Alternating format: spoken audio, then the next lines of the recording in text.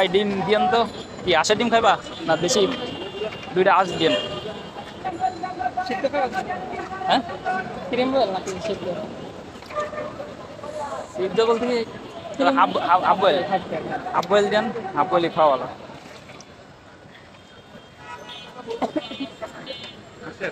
হ্যাঁ আঁশ দেন।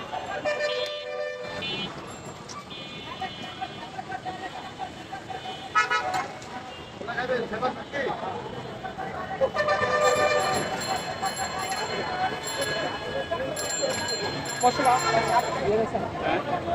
মশলা মানে খাই না। খাবেন? থাক কেউ আছে সমস্যা নেই, হালকা একটু বিল লবণ দিয়েছি তো।